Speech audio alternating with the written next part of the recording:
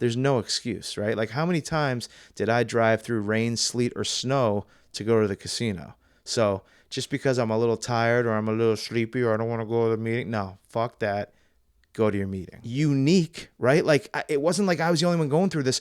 Not only are so many people out there going through this or went through this or still going through this, but these people are here to help. Think of it as you're building recovery muscles, right? Like we've talked about this in the podcast. Each time you go into one of these rooms, you're getting reps. You're working these muscles in your brain, in your heart, in your soul. All right. Hey, everybody. Episode number 81 of The Modern Meeting. My name is Adam. I'm a compulsive gambler in recovery. My last bet, February 8th, 2022. And you're stuck with me for however many minutes this episode is. It's all me this week. And, I'm getting tired of doing the cold opens. I know you guys love them, and I appreciate that you love them. And I do love doing them, but like, it takes a toll, man. It's very negative. A lot of it. It's very tough. So this week I said, you know what? Like, let's talk some recovery. Let's talk some positivity. All my recovery wasn't good. There's definitely some bumps in the road, but yeah, I'm just getting worn out, and I wanna focus on recovery this week. So episode 81, which you're watching right now, this is going to be me telling you in detail the first 10 things I did in the first 60 days of my recovery. And so if you're just watching this video for the first time, if you're new to the YouTube channel, welcome. If you're listening on Spotify or Apple Podcasts for the first time, welcome. I'm going to give you the 30-second version of my story before we get into the top 10 things, the first 10 things that I did in my first 60 days of recovery. So long story short, I gambled from the ages of 18 to 38 compulsively. It was a shit show. It led me to declaring bankruptcy before I was 30. I cheated, I stole, I lied. For the final 10 of those 20 years, I lived in 6 different cities, had 20 different jobs. I finally sought help February 8th, 2022. It's when I went to my first Gamblers Anonymous meeting, and I haven't placed a bet since. And so let's get right into it. And once again, this is not a blueprint. This is not what you should do. This is what I did. If you want to take some of it, all of it, it's up to you. Number 1, first thing I did, I went to a meeting. I really, truly believe in my heart of hearts, if I didn't go to that particular GA meeting on Tuesday, February 8th, 2022, I would still be gambling. I've never said that out loud, but it's the truth. Going to that meeting saved my life. And I always tell people, at 7 o'clock, I walked into that meeting. By 7:15, I had completed step 1. I had completely surrendered. Now, why did I surrender? Why did it hit me like a ton of bricks? Well, first of all, when I walked into that meeting, I expected to see, and no offense to anyone who hangs out at Port Authority or Foxwoods at 5 a.m., that's what I expected to see in this room. Instead, I walked into a bunch of, quote unquote, normal looking or good looking or attractive people. I was the schlubbiest looking person in the room. And every single person in that room was a compulsive gambler. And they came up to me and they looked me in the eyes and they shook my hand and they congratulated me. And I'm like, what do you congratulate me for? I'm a fucking degenerate, right? Like I'm at a GA meeting. They're like, no, dude, like you made it. Like, as corny as that sounds, I immediately was like, oh my God, like, oof. Like I almost started fucking weeping before I sat down. We'll get to that in a second. But it was that connection. It was the connection that I felt with these people that were strangers. But guess what? Once the meeting started, once we dove into the literature, once I heard their stories, first of all, the literature, I truly thought I was being punked. I almost had like a panic attack. I'm like, this book was written 75 years ago, yet it is describing my life. It's describing my innermost thoughts that I thought I was the only person who thought this way. And this book is describing it. And then people are sharing their stories. And some fucking random guy in Texas is talking about how he waited for his check to clear after midnight sitting at the ATM, and as he's talking, I'm like, I did that. That's me. Me and you, same thing. And then someone else talks, and I could sub in my name into their story, and it was the same thing. The power of connection, the power from that moment forward, knowing that not only was I not unique, right? Like, it wasn't like I was the only one going through this. Not only are so many people out there going through this, or went through this, or still going through this, but these people are here to help. They want to help me. They want to get me to the other side. I will never forget that first meeting, ever. And I'll never forget those people. Shout out to Tuesday night, Austin, Texas, GA meeting. Number 2, I went home and I deleted, unfriended, unsubscribed from everything. Now, at the time, I followed a lot of people on Twitter. I subscribed to a lot of gambling-centric YouTube channels. I obviously had casinos emailing me all the time. So I went through my emails. I unsubscribed from everything. Now, at the time, online casinos weren't a thing quite yet, but I was betting on FanDuel. But so like I deleted that. Didn't self-exclude from anywhere. I tried that. Go back and listen to the Modern Meeting. I self-excluded. Didn't work for me. I don't need to self-exclude. If you need to self-exclude, great. Where was I? Yeah, unfriending, unfollowing. I had to delete anything that was going to trigger me. Now, I'm not going to lie. When I walked out of that first meeting, I knew it. I knew I wasn't going to gamble ever again. Knock on wood. I'm not supposed to say that. Day at a time. But I just was really confident, but didn't want to take any chances. And I was going to do, honestly, whatever those fucking people told me to do, I was going to do. And, part of what some of the literature says is you don't want to test or tempt yourself, right? You don't want to be in gambling establishments. And to me, that also included, I don't want to be scrolling on my phone and have something pop up. So I deleted everything. Number 3, and this is a big one, and this is something that a lot of people struggle with, and I didn't. I mean, and once again, I think that part of the reason why I have been successful and I've been 3 years and 10 months away from a bet is that I was ready. And I truly surrendered. And I was ready to do whatever these people in the program told me to do, in the fellowship, right? And so they told me, I'll never forget, I reached out to someone, shout out to Leah, episode 4. And, of course, me like 3 days into recovery, I'm like, hey, Leah, what's the secret? Like, what do I need to do? That was my, early recovery voice. And she was like, Adam, I tell everybody the same thing, like go to page, whatever it is. And it's how, H-O-W, how you want to figure this out. It's H, honesty, O, open-mindedness, W, willingness. Honesty, open-mindedness, willingness. How? That's all you got to do. That's it. You do those 3 things, you're going to be okay. So honesty. I had to come clean, right? A lot of people in my life knew that I was gambling, but nobody knew the extent of it. And I needed to come clean to everybody.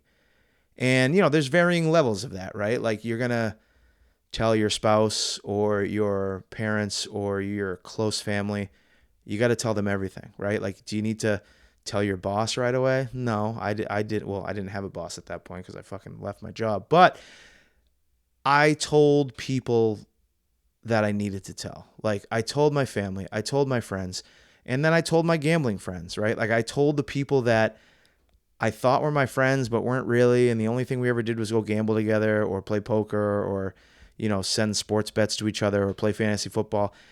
So I had like, a few different texts that I sent or phone calls that I made. But, some of the texts were just, hey, take me off the list, or hey, I'm canceling my account, my bookie or whatever. Like I'm all done. And then other people, I told them, right? I told them what I'd been doing for the last 20 years. But the people that aren't able to come clean for whatever reason, if I had one piece of advice, even before meetings, The sooner you can be honest with people, including yourself, the sooner you are going to see results in recovery. Number 4, I handed over all of my finances to my father. Yes, at 38 years old, I gave my dad access to everything. Usernames, passwords. I couldn't take $20 out of the ATM without him knowing about it. And that, it kept me in check. But we also did what is called a pressure relief group meeting. We did a version of that where we sat down. I wrote down everything that I owed, no matter how painful it was, street debt and bank debt and tax debt and, just making a budget. How much do I need to survive? And how much money do I have coming in?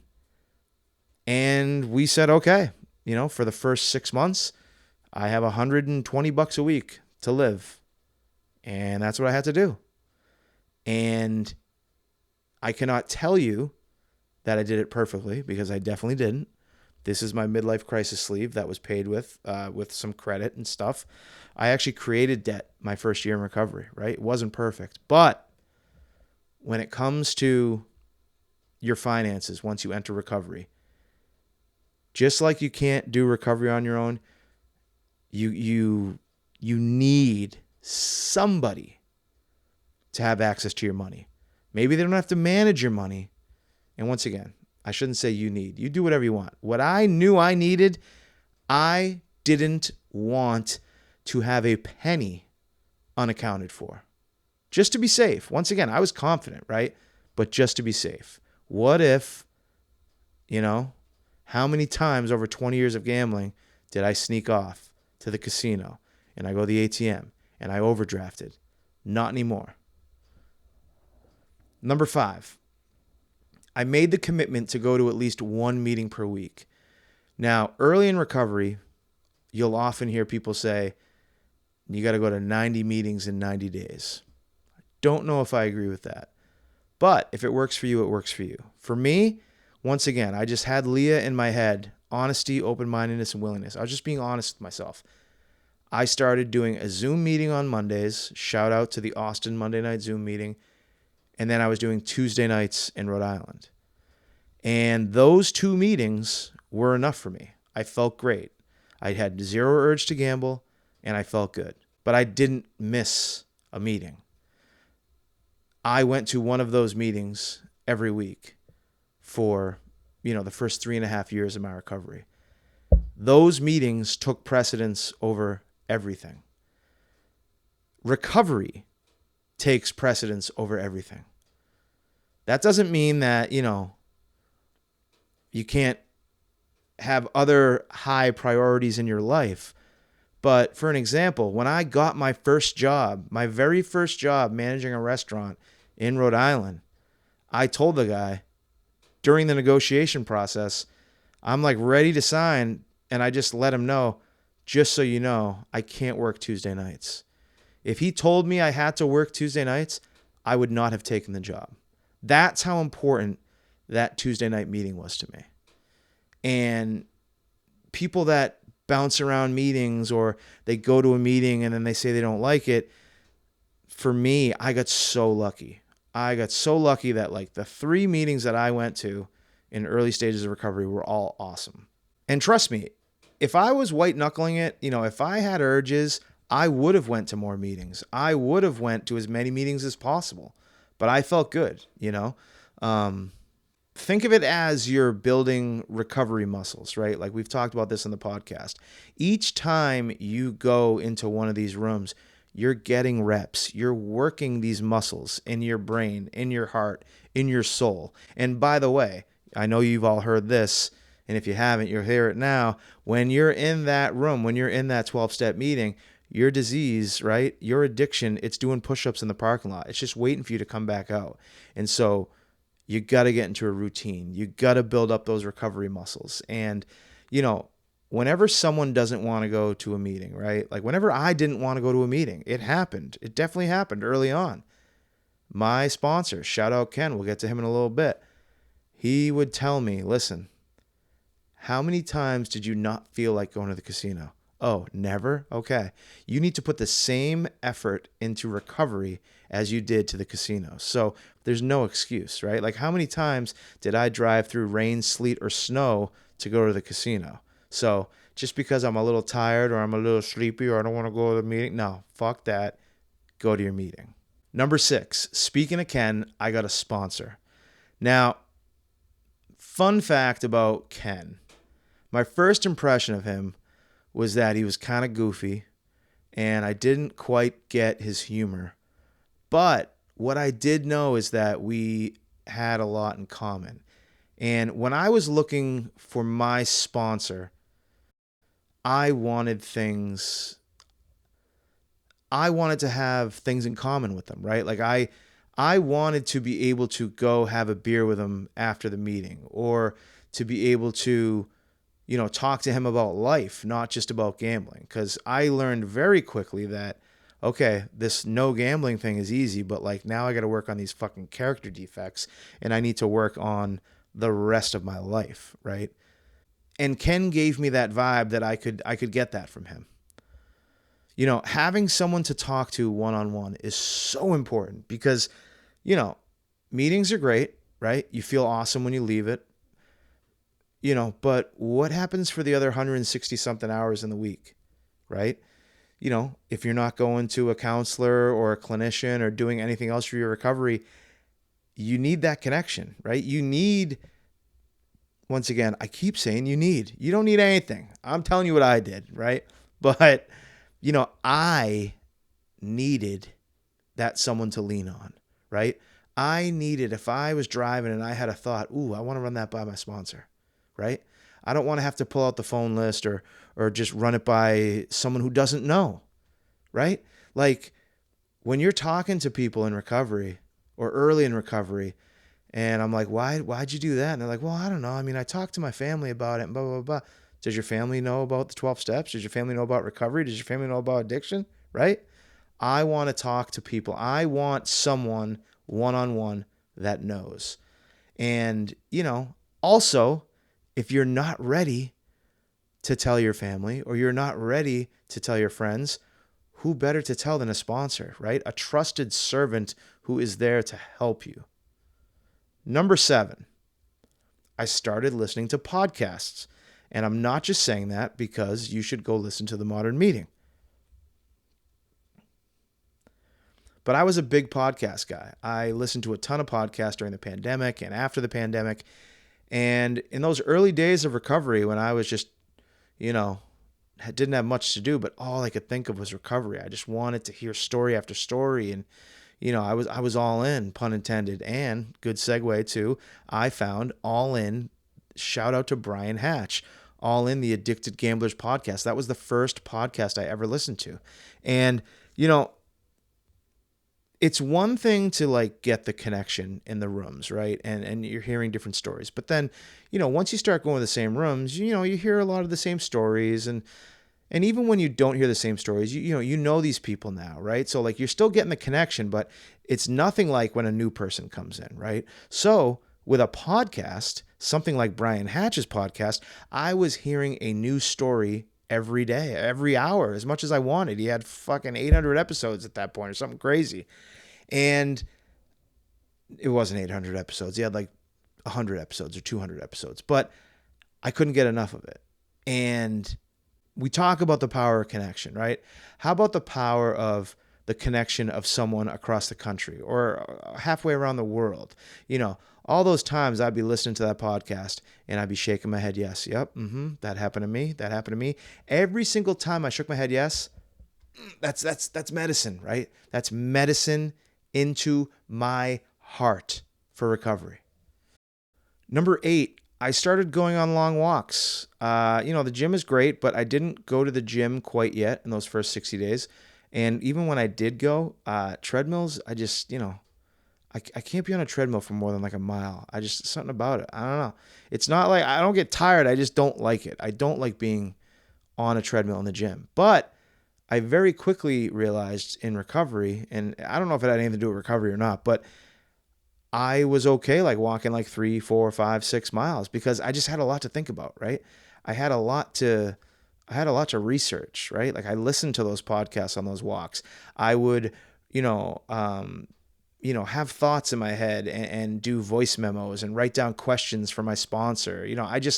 I was at peace. And it was also a form of meditation, right? Step 11 in the 12 steps talks about meditation. Like I wasn't a big God guy. We'll get to that in a second. And I didn't really know what to do with meditation, but going on those walks, and sometimes I'd put my phone in my pocket, my headphones in my pocket, and I would just walk. And then, I would think like, when have I ever done this in my life? Right? Like just be present, being in the moment, just enjoying being outside. Like I never could appreciate anything like that while I was in active addiction, gambling. Number 9, I shared my story as much as possible. Now, that's not just the podcast that came a couple years down the road. Every meeting I went to, I shared. And, I guess I like to talk a little bit. So like it wasn't like too difficult, but it was difficult in the sense that I went 9 months without being able to fucking share without crying. And, at first I was like, it is what it is, right? Like I'm walking around with 20 years worth of shame and guilt and shit that I need to process. But, once I hit like the 4 or 5 month mark, I'm like, what is going on? Like I can't even, like I'm getting choked up just by other people talking, and all I can say is that I walked around with a cloud over my head for so long, right? Like I walked around using gambling as an escape, using gambling to numb everything. And then once I stopped and those clouds cleared, everything got dialed up to 10. Like I just felt everything way harder. Like I loved harder. I cried harder. I cared. And just everything. It's just, for the first few months, like it became overwhelming, but guess what? Every single time I shared and people are throwing the tissue box at me, they're joking after a while. I felt so good after. So good to get whatever was on my mind off my mind, to get whatever, I was carrying around with me that week, And the other reason why I share is because I know it helps others, right? Like that first time when I shared my story or I shared a big part of my story, and at the end I have someone coming up to me at the end of the meeting, shaking my hand and telling me that it helped them, and they were crying right along with me. I mean, fuck. That's awesome. It's awesome for me. It's awesome for them. It's awesome for the fellowship, right? And number 10, the last thing I did in my first 60 days of recovery, I wrote about my gambling. First thing I did with my sponsor is I answered the 20 questions. And the 20 questions are basically, yes or no questions. And if you answer yes to more than 7, you're more than likely a compulsive gambler. I answered yes to 18 on that first night in Austin. But once I got with my sponsor, he said, okay, now it's time to really answer them. And so I wrote down in detail the answers to those questions. Like did gambling affect your reputation? Did you ever lose sleep to gambling? Did you ever lose and then go back to win more? All those things. So I wrote down all those things. And then, I just kind of, as you guys know, if you've listened to the podcast, like I just started writing. I just want to get everything out on paper, right? It's kind of like part of step 4, but it was also, I was just doing it. I just want to write everything. I want to write a book. Then I want to write a movie. Then I want to start a podcast, but I just want to get it all out there. I just want to purge myself of everything. And then as I got going and as I answer these questions, you uncover shit that you forgot about. Because guess what? Especially for someone like me who did it for 20 years, there is a lot of stuff to uncover. There's still some stuff that I probably haven't uncovered 3 years and 10 months into my recovery. And then the last thing I want to say, and it didn't happen in my first 60 days, but it is something that I want to talk about because it was so crucial to my recovery once I hit like the 3-month mark, is a higher power. Now, for those of you who just rolled your eyes or said, nope, that's where you lose me. Like, can't do the God thing, can't do the higher power thing. I was the same way. My first night when the yellow book spoke to me and the red book spoke to me, it spoke to me, but I told them, I'm like, there's a lot of God in here, especially like, we're in Texas. Like it was a lot of God. And, I grew up Catholic. I got confirmed, but like a lot of people, I just kind of lost touch with it. Didn't really have faith. And, I just, I couldn't, I didn't, that's the one part of the literature I was like, yeah, I need something else. And they said, okay, what do you want? And I said, well, I really, truly feel like power from the fellowship itself, right? Like from the fact that I went to that first meeting Tuesday, February 8th, 2022, and we read literature that said someone was going to text me. And I'm like, okay, it says like, the person comes to the first meeting and then they get a phone call the next day from a veteran or whatever it says. And I was like, oh, that's nice. And then, 2 days later or a day later, I get like multiple phone calls from these people that just met me, just checking in, just want to see how I'm doing. That's powerful, right? Knowing that those people would go to bat for me, knowing that those people have been through the same thing I have. They've been through hell and back. That was so powerful. So for the first 3 months of my recovery, my higher power was the fellowship itself. And shout out to Rocky, Tuesday night meeting in Austin. He told me, he said, listen, Adam, that's fine. All I would suggest is keep an open mind, keep an open heart, and just continue to do what you're doing, but just keep an open mind about God. And I said, okay, I can do that. And then in the first 9 months, or even a year of my recovery where I couldn't not cry, I was chairing a meeting on Tuesday night. And I was going to tell my full story for the first time. It was right around the 3-month mark, I believe, maybe 4 months. And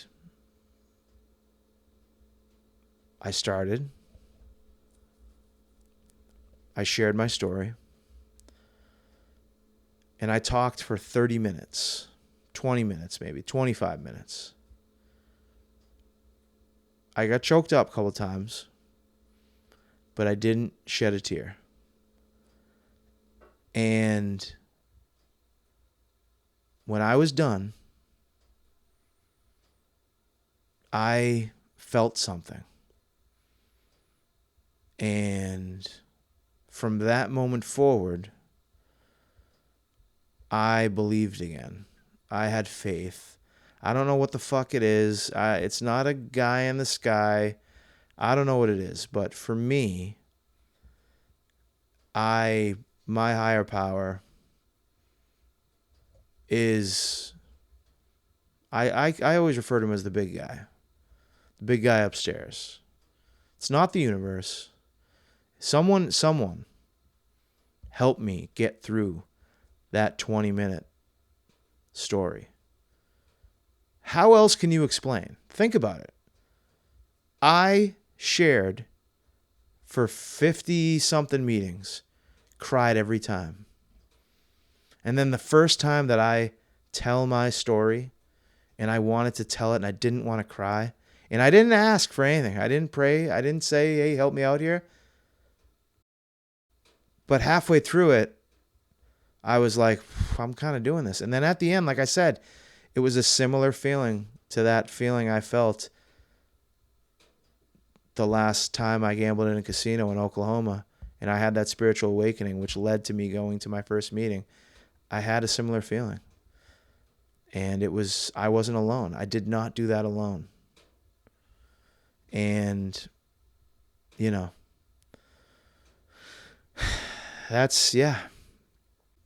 So yeah, that's it. That's my top 10 plus a little higher power. And that's what I did the first few months of my recovery, first 60 days of my recovery. I hope this helps. Feel free to use some, none, all of that list. And, if you're struggling out there, just know that you're not alone, not even close. There's a lot of us, and there's plenty more coming.